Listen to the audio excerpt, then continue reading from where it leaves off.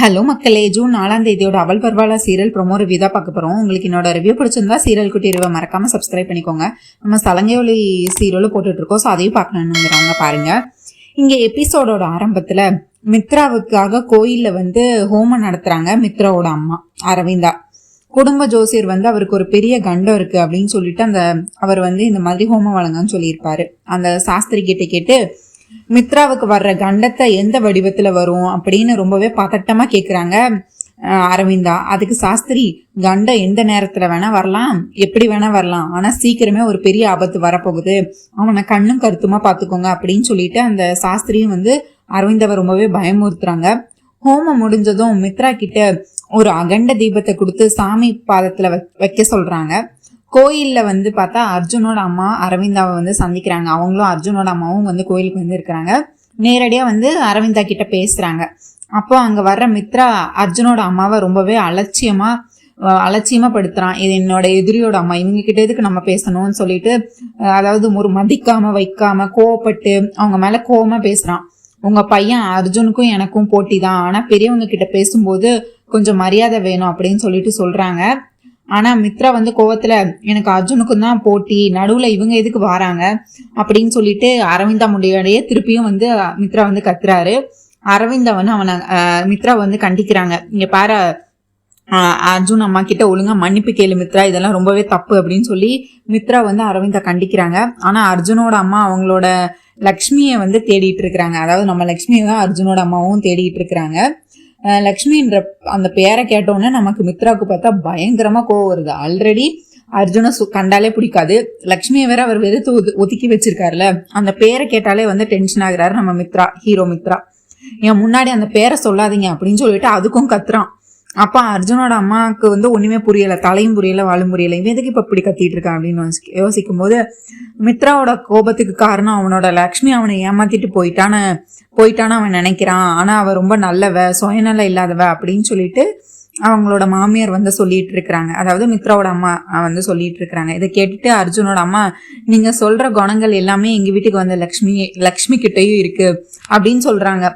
உங்க வீட்டு மகாலட்சுமியா தான் இப்போ எங்க வீட்டுக்கு வந்திருக்காளான்னு தோணுது அப்படின்னு சொல்றாங்க. ஆனா மித்ரா எதையும் கேட்க தயாரில்லாம அவங்க அம்மாவை கூட்டிட்டு அங்கிருந்து இப்படி பேசிட்டு சண்டை போட்டுட்டு மித்ரா அங்கிருந்து கிளம்பி போயிடுறாரு. இன்னொரு பக்கம் பார்த்தா ஜானுவும் ஜூனும் புது வீட்டுக்கு வராங்க. அந்த வீட்டை பார்த்துட்டு, இது என்ன இந்திரா பவனம் மாதிரி இருக்கு அப்படின்னு ஜானு கிண்டல் பண்றான். அவங்க ரெண்டு பேருக்குள்ளேயும் நடக்கிற சின்ன சின்ன சண்டைகள், உங்க ரெண்டு பேருக்கும் கல்யாணம் ஆனா வீடு தாங்காது, இப்பவே ஃபியூச்சருக்காக ப்ராக்டிஸ் பண்றீங்களா அப்படின்னு சொல்லிட்டு ஜூன் கேட்கறது ரொம்பவே காமெடியா கியூட்டா இருக்கு. அப்புறம் ஜூன் லக்ஷ்மி டீச்சர் கிட்ட, டீச்சர் உங்களுக்குன்னு யாருமே இல்லையா, ஏன் எப்பவுமே தனியா இருக்கீங்க அப்படின்னு கேட்குறான். அதுக்கு மனசொடைஞ்சு, ஒரு காலத்துல எனக்குன்னு எல்லாரும் இருந்தாங்க, முக்கியமா என் அக்கா எனக்காக இருந்தா, அவ இருந்த எல்லாரும் இருக்கிற மாதிரி, ஆனா இப்ப அவளும் இல்லை யாரும் இல்லை அப்படின்னு அழுதுகிட்டே பேசுறாங்க. நம்ம ஜானு டீச்சர் பழைய நினைவுகளை பத்தி பேசிட்டு இருக்கிறாங்க. கோயில்ல லக்ஷ்மியை தனியா சந்திக்கிறாங்க அர்ஜுனோட அம்மா. மித்ராவை சந்திச்ச விஷயத்த பத்தி அவன் கோவத்தை பத்தியும் சொல்றாங்க. அதுக்கப்புறம் லக்ஷ்மி தான் விட்டுட்டு போக போறத நினைச்சு இன்னுமும் ரொம்பவே அழுகுறாங்க அர்ஜுனோட அம்மா. இந்த 5 வருஷத்துல நான் உன்னைய என்னோட பெத்த பொண்ணு மாதிரி தானே பாத்துக்கிட்டேன், ரத்த பாசத்தோட தானே வளர்த்தோம், ஆனா நீ இப்ப எங்களை விட்டுட்டு போறேன்னு சொல்றிய, இது நியாயமா, தயவு செஞ்சு எங்களை விட்டுட்டு போகாத, உனக்கு எந்த கஷ்டமும் இல்லாம நாங்க பாத்துக்கிறோம் அப்படின்னு சொல்லிட்டு கையை பிடிச்சிட்டு அழுகுறாங்க. லக்ஷ்மி எதுவும் பேச முடியாம அப்படியே மௌனமா அழுதுகிட்டே நிக்கிறாங்க. அந்த சமயத்துல அங்க வர்ற அர்ஜுன் அவங்களை கார்ல கூட்டிட்டு போறாரு. வீட்டுக்கு வந்த லக்ஷ்மி ஜூன் கிட்ட, நம்ம இந்த ஊரை விட்டு ரொம்ப தூரம் போக போறோம், இனி திரும்ப வரமாட்டோம் அப்படின்னு சொல்றா. ஜூனும் இந்த ஊரு இங்க இருக்கிறவங்க எனக்கு எல்லாரையுமே ரொம்ப பிடிச்சிருக்கு, நம்ம இங்க இருந்து போக வேண்டாம்னு சொல்லி லக்ஷ்மி கிட்ட சொல்றான். அதுக்கடுத்து அவரும் கேட்கற மாதிரி இல்ல, லக்ஷ்மி எப்படியாவது இங்க இருந்து நான் தப்பிச்சு போகணும், மித்ரா கண்லயோ இல்ல மித்ரா குடும்பத்துக்காரங்க கண்ல யார் கண்லையும் படக்கூடாது, நான் இந்த வைசாக்கே வந்திருக்க கூடாது அப்படின்னு நினைச்சிட்டு இருக்காங்க லக்ஷ்மி. கடைசியில லக்கிக்கு அடிப்படும் போது லக்ஷ்மி துடிக்கிறாங்க. நீங்க ஊரை விட்டு போறத நினைச்சா எனக்கு வலிக்குது ஆண்டி அப்படின்னு சொல்லிட்டு லக்கி பாப்பா ரொம்ப ஃபீல் பண்ணி சொல்கிறாங்க. லக்ஷ்மி இதுக்கு மேலே நம்ம இந்த ஊரில் இருக்கக்கூடாது, நம்ம இந்த ஊரை விட்டே போயிடணும் அப்படின்னு சொல்லிட்டு அவங்க வந்து முடிவெடுக்கிறாங்க. ஆனால் வந்துட்டு லக்கி பாப்பா வந்து அழுகிறாங்க. அதாவது லக்கி வந்து லக்ஷ்மி கிட்ட வந்து பேச ஆரம்பிக்கிறாங்க. லக்கி வந்து அழுதுகிட்டே, எனக்கு அம்மா இல்லை ஆண்டி, ஆனால் முதல்ல உங்களை ஸ்கூலில் பார்த்தப்போ அம்மானா இப்படி தான் இருப்பாங்களான்னு தோணுச்சு. நீங்கள் உங்கள் கையால் எனக்கு ஊட்டி விட்டப்போ அம்மாவோட பாசம் என்னன்னு நான் புரிஞ்சுக்கிட்டேன். இப்போ இப்படி பாசத்தை காட்டிட்டு பாதியிலே என்னை தவிக்க விட்டுட்டு போறீங்களே, இது நியாயமா ஆண்டி? உங்கள் கூட இருக்கும்போது என் அம்மா கூட இருக்கிற மாதிரியே இருக்குது அப்படின்னு சொல்லிட்டு அழுதுகிட்டே கேட்குறாங்க. உண்மையிலே வந்து லக்கி தான் வந்து இவங்களோட பொண்ணு. அதை வந்து லக்கிக்கும் தெரியாது, நம்ம லக்ஷ்மிக்கும் தெரியாது. ஆனால் தெரியாமலே 2 பேரும் பாசத்தில் அப்படி இணைஞ்சிட்டாங்க. உடனே லக்ஷ்மி வந்து இப்போ வந்து இவங்களோட அந்த லக்கியோட அழுதுகிட்டே இருக்கிறதுனால அவங்க வந்து முடிவை மாற்றிக்கிறாங்க. லக்கிக்கும் அம்மா இல்லைம்மா, அதனால் நம்ம இங்கே இருக்கலாம் அப்படின்னு சொல்லிட்டு ஜூனும் வந்து லக்கிக்கு சாதகமாக பேசுகிறான். லக்கிக்கு யாருமா இருக்கா, லக்கிக்காகவாது நம்ம இந்த ஊரில் தான் இருக்கணுமா, அதனால் நம்ம இங்கேயே இருக்கலாமா அப்படின்னு சொல்லிட்டு ஜூன் வந்து அவங்க அம்மா கிட்ட கெஞ்சுறான். அர்ஜுனோட அம்மாவும், இந்த குழந்தைங்களோட கண்ணீரை பார்த்தாவது உன்னோட போகிற முடிவை நீ மாற்றிக்கோயேம்மா அப்படின்னு சொல்லிட்டு கேட்குறாங்க.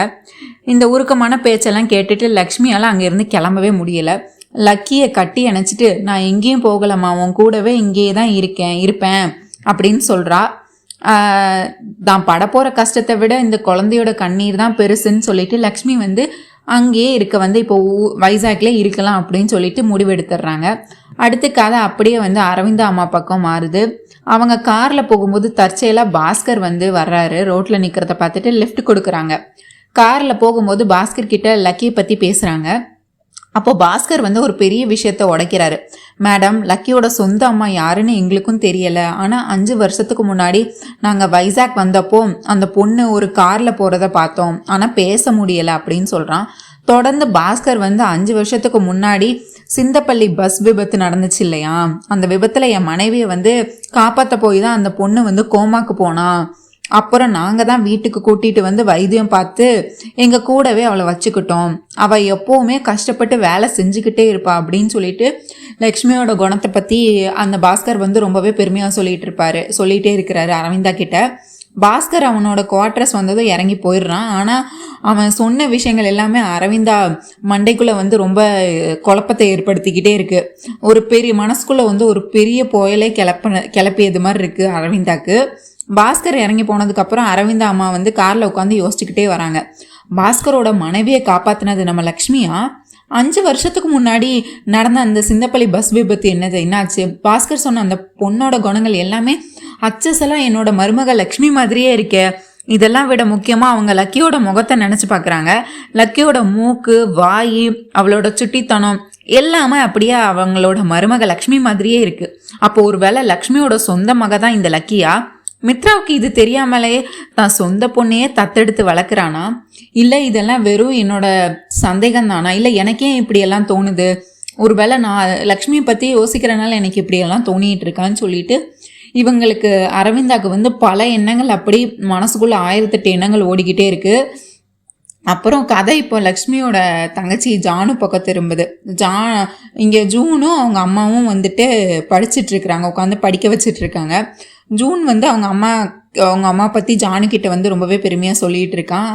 என் அம்மா எங்கள் ஜானு டீச்சருக்கு ரொம்ப நல்ல பாடம் நடத்துவாங்க, அவங்களுக்கு அக்கானா ரொம்ப பிடிக்குமாம்மா, ஆனால் அவங்க அக்கா வந்து அவங்கள விட்டுட்டு போயிட்டாங்களாம், நீங்கள் வேணால் என் டீச்சர்கிட்ட ஃபோன் பண்ணி பேசுகிறீங்களா அப்படின்னு சொல்லிட்டு ஜூன் கேட்குறான்.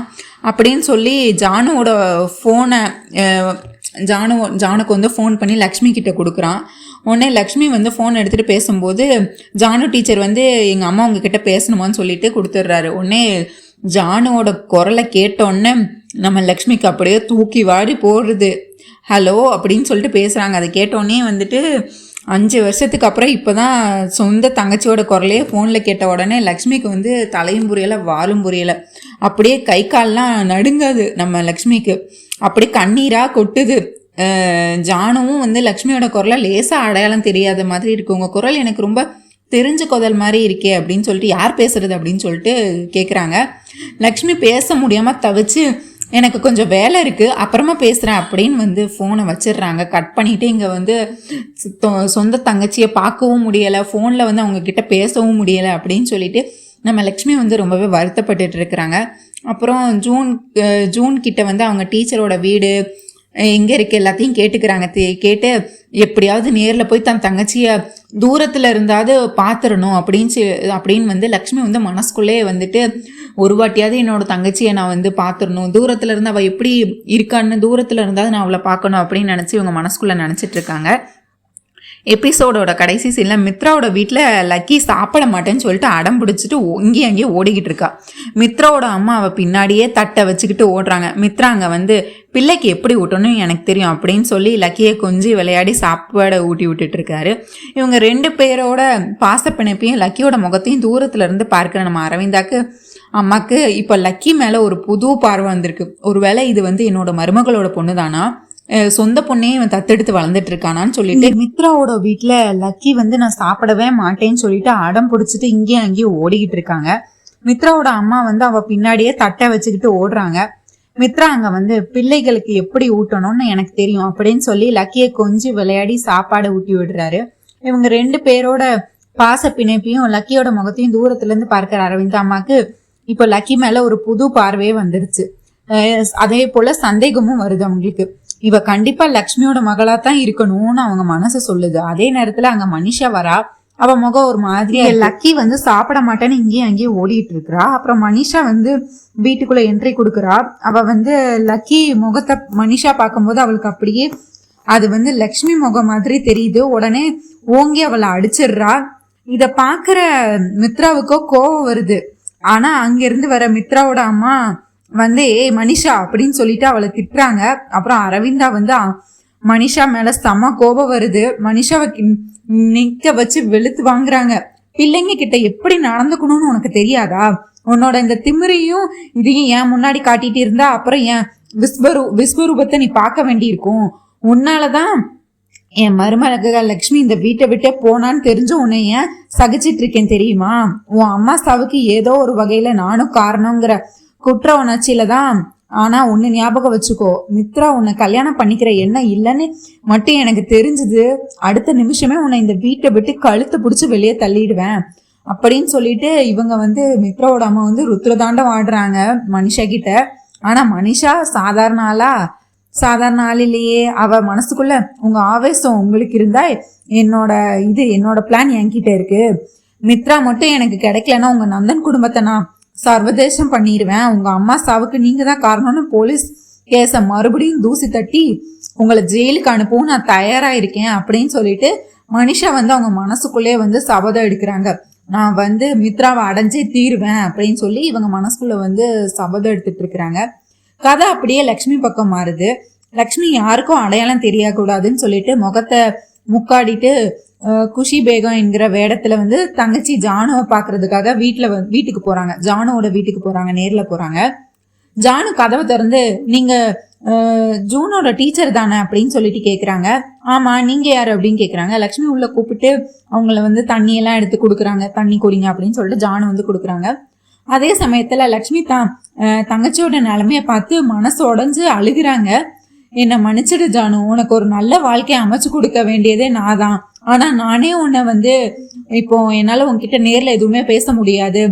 உன்னோட இந்த சூழ்நிலைக்கு ஒரு வகையில நானும் காரணமாயிட்டேன். என்னை மன்னிச்சிரு ஜானுன்னு சொல்லிட்டு இவங்க மனசுக்குள்ளே வந்து மன்னிப்பெல்லாம் கேட்டுட்டு இருக்கிறாங்க. அதே மாதிரி நான் உன்னை தனியா தவிக்க விட்டுட்டு போயிருக்க கூடாது அப்படின்னு சொல்லியும் பேசிக்கிட்டு இருக்காங்க. இனி உனக்கு ஒரு நல்ல வழி கிடைக்கிற வரைக்கும் உன்னை நான் தனியா விட மாட்டேன் ஜானு அப்படின்னு மனசுக்குள்ளே பேசி அழுதுட்டு இருக்கிறாங்க நம்ம லக்ஷ்மி. ஜானு வந்து தண்ணி கொண்டு வந்து கொடுக்குறாங்க. கொடுத்துட்டு என்ன விஷயம் பேச வந்தீங்க அப்படின்னு கேட்கும்போது லக்ஷ்மி தான் குரலை மாத்திட்டு என் பிள்ளைங்களுக்கு டியூஷன் எடுப்பீங்களான்னு சொல்லிட்டு கேட்க வந்தேன் அப்படின்னு போய் சொல்றாங்க. அதுக்கு ஜானு இல்லைங்க, எனக்கு ஸ்கூல்லே நேரம் சரியா தான் இருக்கு, டியூஷன் எடுக்கிறதுக்குலாம் எனக்கு டைமே இல்லை அப்படின்னு சொல்லிட்டு நான் டியூஷன்லாம் எடுக்கலன்னு சொல்லிட்டு மறுத்துடுறாங்க. உடனே லக்ஷ்மி ஏங்க ஸ்கூல்ல கொடுக்குற சம்பளம் உங்களுக்கு போதுமானதா இருக்கா அப்படின்னு சொல்லிட்டு கேட்குறாங்க. ஆனா அப்போ ஜானுவோ தான் அக்கா லக்ஷ்மியை பத்தி ரொம்பவே பெருமையா பேசுறாங்க. என் வாழ்க்கை எப்படி இருந்தாலும் எப்படி வாழணும், என் அக்கா எனக்கு எல்லாமே கத்து கொடுத்துட்டு தான் போயிருக்காங்க. எவ்வளோ பெரிய கஷ்டம் வந்தாலும் அதை எதிர்த்து நிக்கிற இதை வந்து எனக்கு கத்து கொடுத்துருக்காங்க, என் அக்கா கத்து கொடுத்துருக்கா. அதனால நான் ரொம்ப சந்தோஷமா தான் இந்த வாழ்க்கையை வாழ்ந்துட்டு இருக்கேன் அப்படின்னு சொல்றாங்க. தான் அக்கா வந்து தன்னிடம் கொடுத்த வளர்ப்பை பத்தி ஜானு வந்து ரொம்பவே பெருமையா பேசுறாங்க. கேட்டு லக்ஷ்மிக்கு ஆனந்த கண்ணீரே வடியுது. அப்புறம் லக்ஷ்மி வந்து ஜானுவோட காதலை பத்தி கேட்கறாங்க. பெரியவங்க சம்மதம் இன்னும் கிடைக்கலங்க, கிடைச்சா கல்யாணம் பண்ணணும் அப்படின்னு சொல்லிட்டு இருக்கிறாங்க. பெரியவங்க சம்மதத்துக்காக நாங்க வெயிட் பண்ணிட்டு இருக்கோம் அப்படின்னு சொல்றாங்க. சீக்கிரமே உங்க கல்யாணம் நடக்கும்னு சொல்லிட்டு நம்ம லக்ஷ்மி வந்து ஜானுவை வாழ்த்திட்டு அங்க இருந்து கிளம்பிடுறாங்க. அடுத்து மித்ராவோட ஆஃபீஸ்ல ஒரு குட் நியூஸ் சொல்றாங்க. லண்டன் கம்பெனி கான்ட்ராக்ட் வந்து ஓகே ஆயிடுச்சு, இன்னும் ஒரு வாரத்துல லண்டன் போகணும்னு சொல்லிட்டு பேசிட்டு இருக்கிறாங்க. இதுக்கிடையில வீட்டுல தூங்கிட்டு இருக்கிற மனிஷாக்கு ஒரு பயங்கரமான கனவு வருது. கனவுல வந்து லக்ஷ்மி உயிரோட இருக்கிறாங்க. உயிரோட இருந்து நந்தன் குடும்பத்துக்குள்ள திரும்ப வர்றாங்க. மனிஷா வந்து அதிர்ச்சியாக, ஏய் நீ செத்துட்டேன்னு நினைச்சேன், என்ன நீ மறுபடியும் வந்திருக்க அப்படின்னு கேக்குறாங்க. அதுக்கு லக்ஷ்மி, என் புருஷன் மித்ராவையும் என் குடும்பத்தையும் விட்டுட்டு என்னாலலாம் வாழ முடியல, உன்னை இந்த ஊரை விட்டு விரட்டலாம் தான் நான் வந்திருக்கேன் அப்படின்னு சொல்லிட்டு மிரட்டுறாங்க. இத அப்படி மனிஷாக்கு வந்து கோவத்தின் உச்சிக்கு போறாங்க. நீ வந்தா என் வாழ்க்கையே வீணாயிடும், உன்னை கொல்ல கூட செய்ய நான் தயங்க மாட்டேன் அப்படின்னு சொல்லி லக்ஷ்மியோட கழுத்தை நெரிச்சு கத்துறாங்க. இங்க முழிச்சு பார்த்தாதான் தெரியுது அது வெறும் கனவுதான் சொல்லிட்டு. மனுஷா அப்படியே பயத்துல வேர்த்து விறுவிறுத்து போய் கத்துற சத்தம் கேட்டு மித்ராவும் லக்கியும் அங்க ஓடி வராங்க. மனிஷா ஏதோ லக்கிய ஒரு பேய பாக்குற மாதிரி பார்த்து இருக்கிறாங்க. மித்ரா அவளை, நீ ரெஸ்ட் எடு, உனக்கு நீ ஒழுங்கா தூங்கலன்னு நினைக்கிறேன் அப்படின்னு சொல்லிட்டு, நீ ஒழுங்கா ரெஸ்ட் எடு எல்லாம் சரியாயிடும் சொல்லிட்டு லக்கிய கூட்டிட்டு அந்த ரூம்ல இருந்து இவர் மித்ராவும் போயிடுறாரு. மித்ரா போனதுக்கு அப்புறம் அந்த ரூமுக்கு தேவயானி அங்க வந்து மனிஷா கிட்ட பேசுறாங்க. ஏன் இப்படி பயந்து போயிருக்க அப்படின்னு. அவனே மனிஷா உண்மையை உடைக்கிறாங்க. ஆண்டி, இந்த லக்கி ஒன்னும் சாதாரண பொண்ணு இல்லை, இது சரியான ஒரு குட்டிச்சாத்தான். அவ முகத்தை பாத்தீங்களா, அப்படியே லக்ஷ்மி மாதிரி இருக்கு. இந்த பாம் இவ்வளவு ஒரு வெடிகுண்டு மாதிரி, இவ எப்ப வேணாலும் வெடிப்பா அப்படின்னு சொல்லிட்டு இவங்க வந்து சொல்லிட்டு இருக்கிறாங்க. அதுக்கடுத்து அவங்க ஒரு பெரிய விஷயத்த வந்து தேவயானி கிட்ட போட்டு உடைக்கிறாங்க. எனக்கு பாஸ்கர் வழியா சில உண்மைகள்லாம் தெரிஞ்சிருக்கு ஆண்டி. 5 வருஷத்துக்கு முன்னாடி நடந்த இந்த சிந்தாபள்ளி பஸ் விபத்துல பாஸ்கர் மனைவியை காப்பாத்தினது ஒரு பொண்ணுதான்னு சொன்னாங்க. அந்த பொண்ணோட குணங்களும் லக்கியோட முகச்சாடையும் அச்சசெல்லாம் அப்படியே லக்ஷ்மி மாதிரியே இருக்கு. நீங்க கவனிச்சிங்களா? லக்ஷ்மி முகத்து மாதிரி அவளோட கண்ணு எல்லாமே அப்படியே அந்த லக்ஷ்மி மாதிரியே இல்ல. லக்ஷ்மி விபத்துல இன்னும் சாகல, அவ உயிரோட தான் இருக்கான்னு எனக்கு தோணுது அப்படின்னு சொல்றா. உடனே தேவயானி, அப்ப பாஸ்கர் கிட்டே நீ லக்ஷ்மியோட போட்டோவை காட்டி கேட்க வேண்டியது தானே அப்படின்னு கேக்குறாங்க. அதுக்கு மனிஷா, அப்படின்னு கேட்டு அது லக்ஷ்மி தான் தெரிஞ்சு அவ உயிரோட இருக்கிற விஷயம் மட்டும் பாஸ்கர் மூலமா இந்த நந்தன் குடும்பத்துக்கு தெரிஞ்சதுன்னு வச்சுக்கோங்களேன், அப்புறம் அவளை தேடி புடிச்சு மறுபடியும் எங்க மருமக போல வருமா, எங்க மித்ராவை உயிரை காப்பாத்துறதுக்கு அவதான் வேணும் அப்படின்னு சொல்லிட்டு மித்ராவுக்கு கல்யாணம் பண்ணி வச்சிடுவாங்க. அதனால நம்ம இது வேற வழியாதான் ஆண்டி இந்த உண்மையை கண்டுபிடிக்கணும் அப்படின்னு சொல்லிட்டு வில்லிங்க 2 பேரும் சேர்ந்து புதுசா பிளான் போட ஆரம்பிச்சுறாங்க. இதுதான் மக்களை இன்னைக்கான எபிசோட். உங்களுக்கு என்னோட ரிவ்யூ பிடிச்சிருந்தா சீரியல் குட்டி இருவ மறக்காம சப்ஸ்கிரைப் பண்ணிக்கோங்க. உங்க தாட்ஸ் என்னன்னு கண்டிப்பா கமெண்ட்ஸ்ல சொல்லுங்க. அண்ட் இந்த வீடியோவை லைக் பண்ணுங்க, ஷேர் பண்ணுங்க, அப்படியே அந்த ஹை பட்டனையும் தட்டி விடுங்க. நம்ம சலங்கையொலி சீரியல்ல போட்டுட்டு இருக்கோம், ஸோ அதையும் பார்க்கணும்னு நினைக்கிறவங்க பாருங்க. நன்றி மக்களே, நாளை சந்திக்கிறேன்.